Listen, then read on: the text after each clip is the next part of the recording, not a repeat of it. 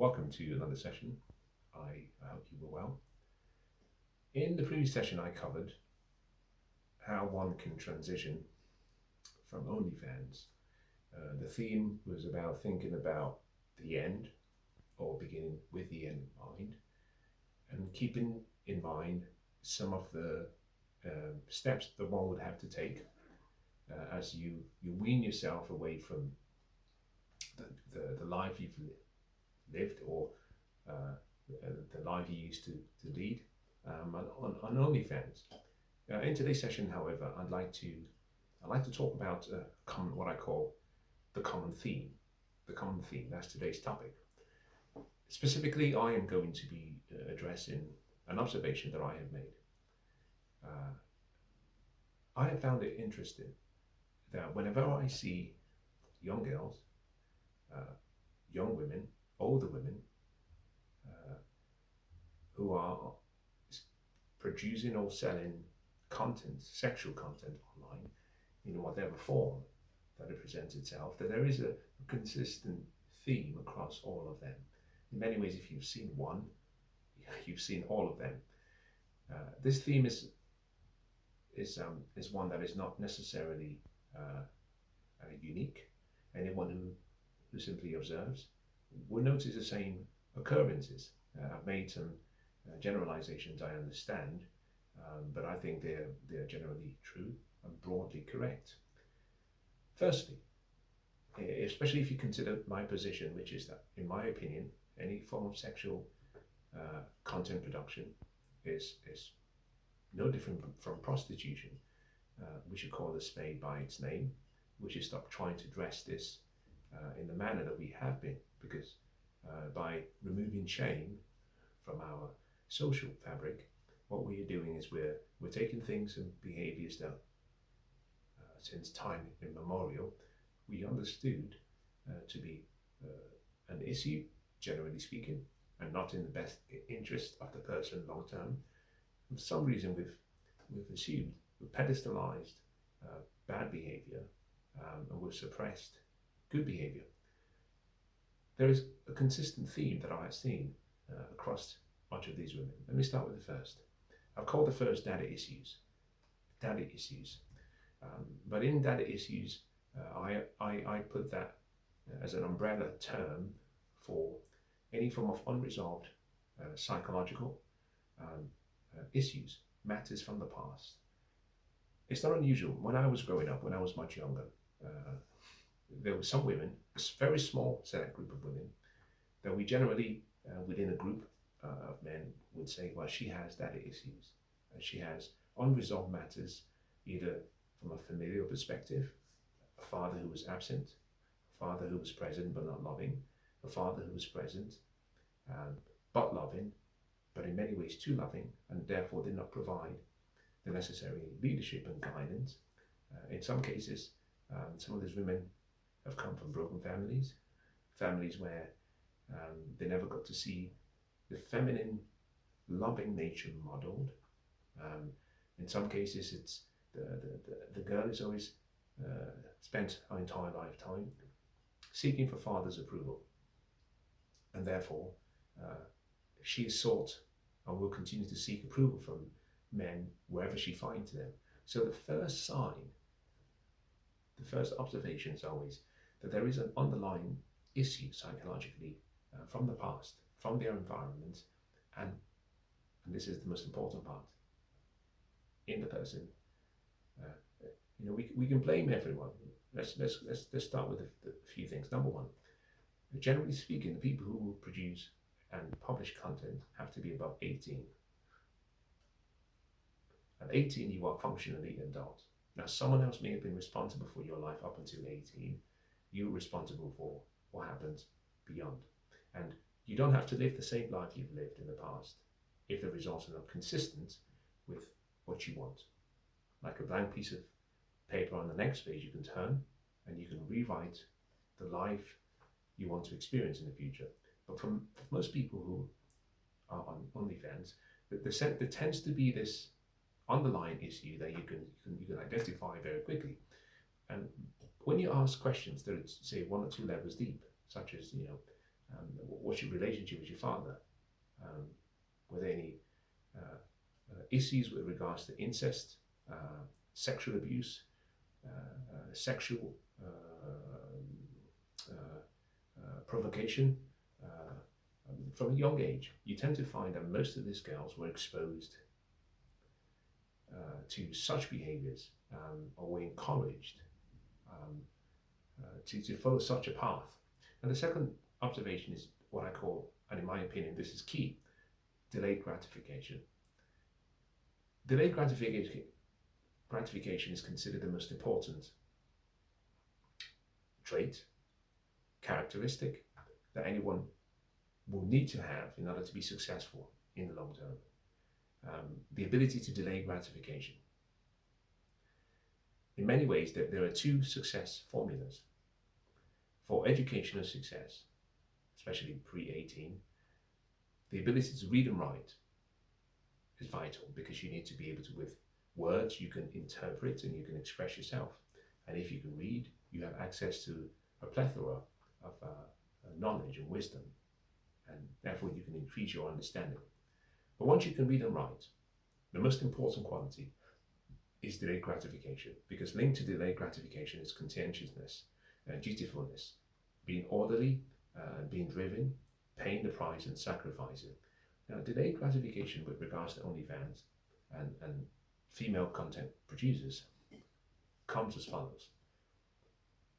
It's not unusual to find that if you were to sit down with some of these young women, and my focus really is the younger women, because those are the ones that we can salvage. And we sacrifice as older people to ensure that we provide a life, a world that is better for the younger ones. So when we see the younger ones behaving in a manner that is not consistent with what should be their long-term interest, some of us have to raise our hands and say something isn't right. Why is delayed gratification important, and how does it manifest with regards to this online behavior? Well, from a young age, one of the things fathers do is they set boundaries and they enforce boundaries. In the process of setting and enforcing boundaries, they introduce into a young person's life the importance of delayed gratification. Delayed gratification simply implies that you sacrifice your present self or your present desires or wants for your long-term potential and future and your future self. In other words, many years ago, Yale University did a study, and in the study it's called the marshmallow test. They had a few young people, and the professor or the person in charge said, "Well, do you like marshmallows?" And the young people said yes. He says, "Okay, fine, great. Here is a marshmallow for you. I'm going to leave the room, and I'll come back in 30 minutes. You can have this marshmallow now. It's yours. It's for you. But if you wait and I come back and you haven't had or eaten the marshmallow, you get an extra one. So you get two in total." And what they found is that they had recorded this interaction, and a huge number of the participants could not wait. They ate the marshmallows immediately. Only a very select few were able to delay gratification in order to get a second marshmallow. That is the whole point. And when we see young girls, one of the things we have to say to young women, which we have, generally society tends to say to young women, is whilst you can sell yourself for a few pennies or a fortune, you have to think about your future potential, your future self. You might be making the money right now, but there's a cost to be paid. Delayed gratification is the inability to understand trade-offs. I keep saying in each session I cover the importance of recognizing that the choices we make determine our future potential and our lives. Those choices will come with costs, constraints. There will be consequences to the choices. And in principle, what you're doing is you're making a trade-off. There are no solutions. So those who say, well, I can make quick money, the trade-off is that you're sacrificing what could be long-term happiness and success for short-term money. And so we have delayed gratification as a major issue. But I've found, despite the unresolved data issues and delayed gratification, that number 3 is something that I think is key: a low self-concept. I've never met one person or seen one person who is either in prostitution or a porn star, or who is doing online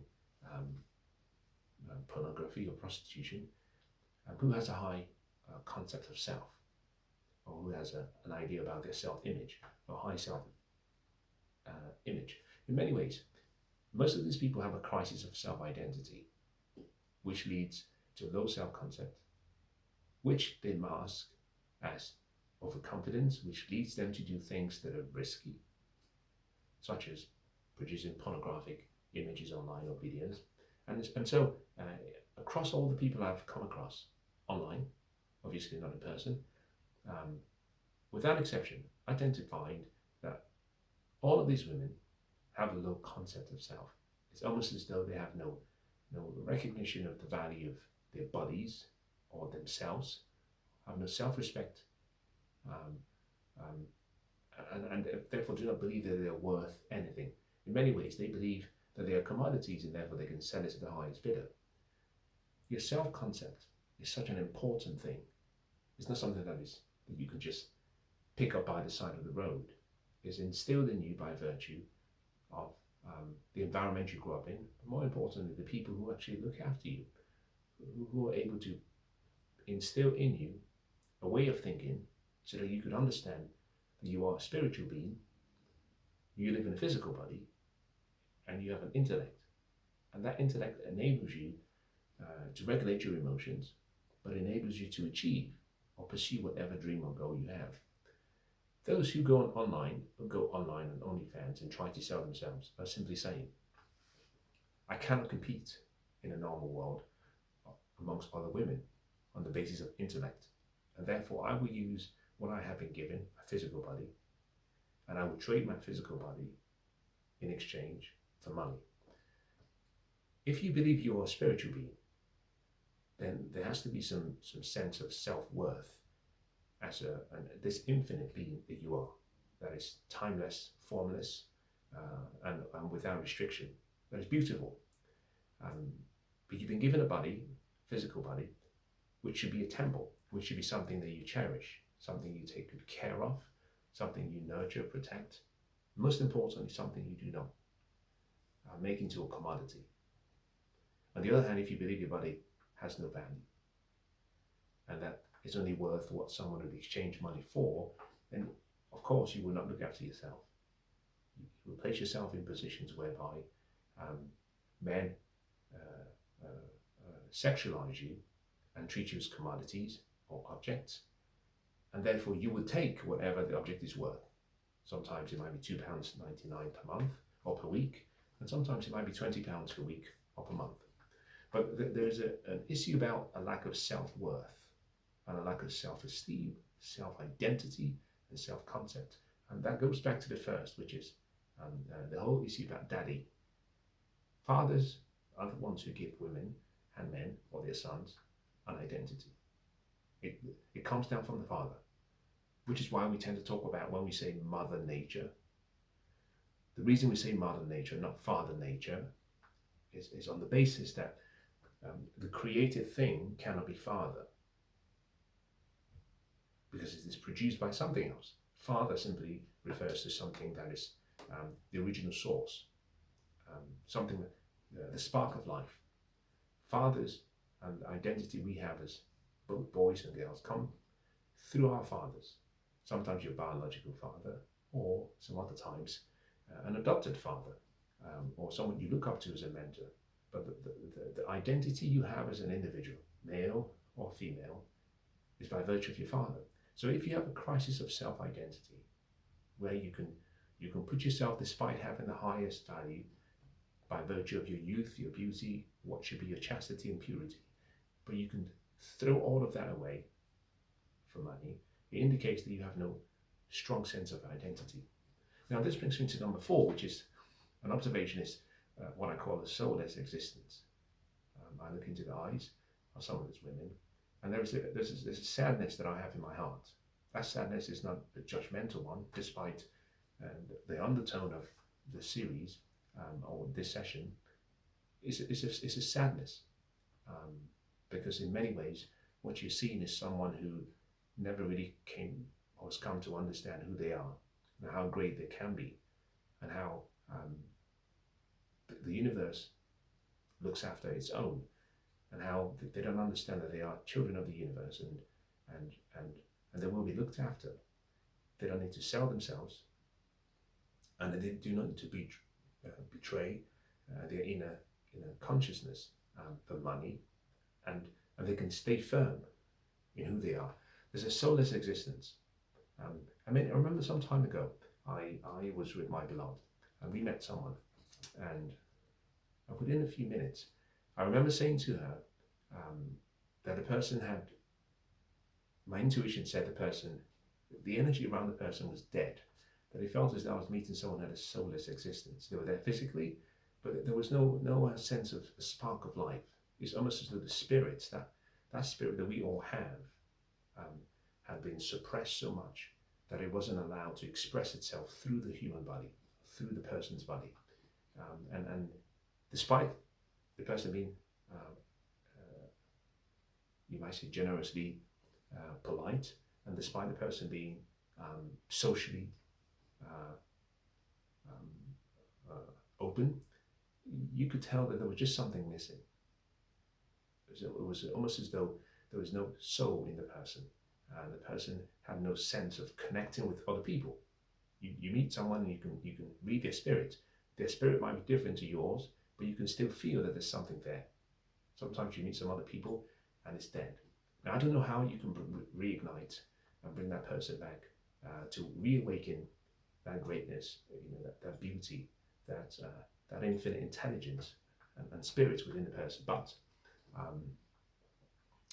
it does exist among some people. Now, number 5 has to do with the fact that sometimes, with most of these young girls, they are not fixable. There's a saying that you're trying to make a hoe into a housewife. I would advise young men to, there's a saying, I can't remember who said this, but it says, Lord, give me the strength to understand the things that I can change, the courage to change the things that I can, and the wisdom to understand the difference. Forgive me if I've butchered and not said it properly, but the point being that unfortunately there are people who cannot be fixed. And we make a big mistake in trying to think that purely based on the physical, we see someone who's very attractive, and we're drawn to their physical specimen, but because there's a lack of a soul, or there's a past that is an identity that they accepted, and a life they're leading, that we think we can convert them, and we can listen to them say, well, I intend to do this for 4 years and then I will transition, as though there will be a healing process, a healing phase that has to take place. Let me bring today's session perhaps to a close by addressing something that I think is very important. In many sessions ago, it's not part of this series, I dealt with something I call the ABCD of self.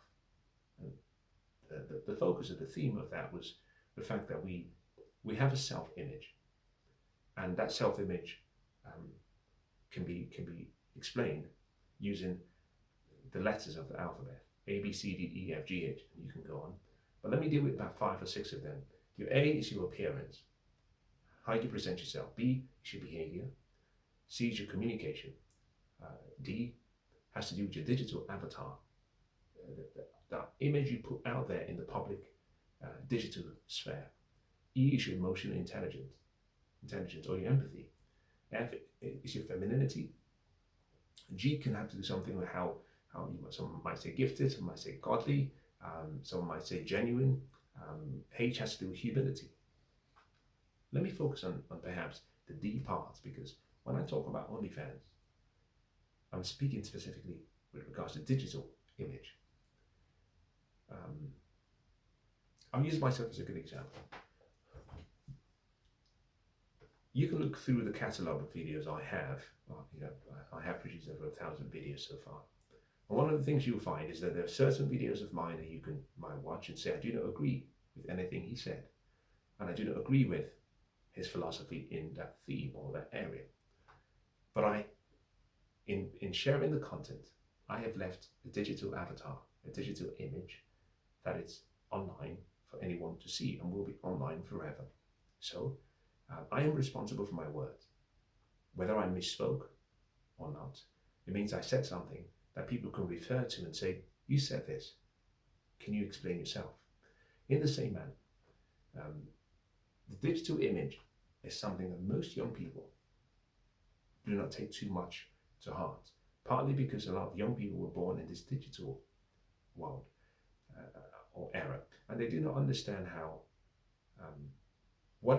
what we do in one instance, done online, in 10, 15, 20 years, can cause us so much pain and regret.